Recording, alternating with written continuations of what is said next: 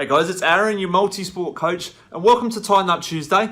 Today I've got something specifically for you females, okay? But if you're a guy and you're watching, look, don't turn it off, because there's going to be some great information that you can share with your family, your friends, or your loved one. Okay, now I want to talk about strength and conditioning for females. Now, here's some really great facts. Okay, obviously, women have less muscle mass than men, obviously due to testosterone and hormones, etc. So strength training is an important part.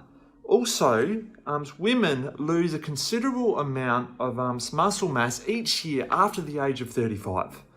Okay, so if we're starting to lose muscle, right, that puts us at risk of injuries and obviously less support around the spine as well. So it's really important to make sure that we do get some strength training. Another fact is women have less stability in their joints than men. Okay, so creating more muscle, especially postural conditioning around the joints, is going to be able to lead you into doing more stronger strength and conditioning injury-free.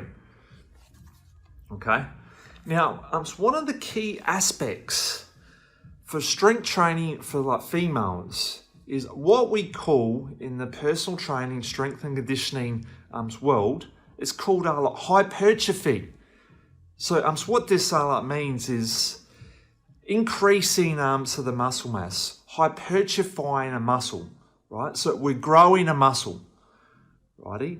Now, most women or most men as well, they go in the gym and they go straight into their hypertrophy training.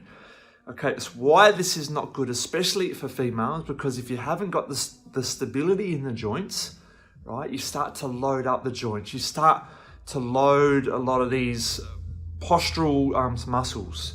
So a couple things that I see especially common in females is rotator cuff tears. Okay, instabilities in the hips and the pelvis. What happens, the lower back muscles become extremely tight and overworked.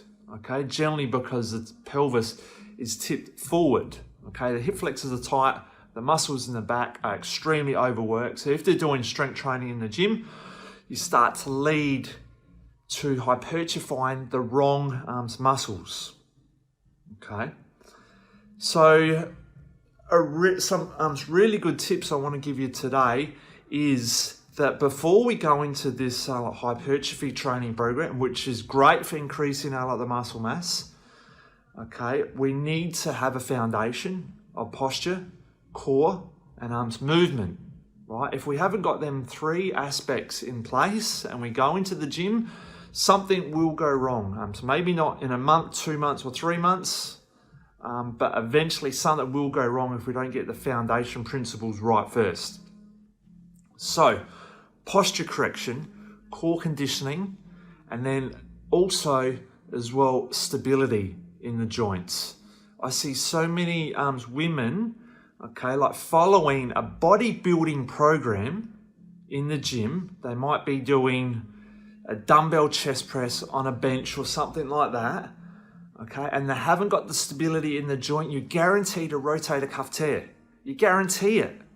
It'll happen, right? So that's why all the foundation stuff, the external rotator cuff conditioning, gaining stability in that joint is absolutely key before you go into any strength and conditioning program. Now, I've spoke about before training age. I won't talk too much about this, but training age is the age that you've spent training with a professional. Okay, so this is important to know as well. If you've got a low training age and you're doing big compound arms movements, again, you're going to put yourself at risk. Okay, and I'm talking specifically for females, but this is also a little bit along the lines for males as well. Us guys can take a bit more of a battering. Okay, in regard, if we have got bad posture and we're doing big lifts, it can take a little bit more of a battering. But the female body is not meant to take a battering. All right, you need to look after it a lot more than us guys. So another thing, if you're in a gym and you're on your machines, okay, another bad thing that you can be doing, training on like machines, okay, because it takes away the base of stability. Now, as I said before, okay, like females have not got as much stability in the joints.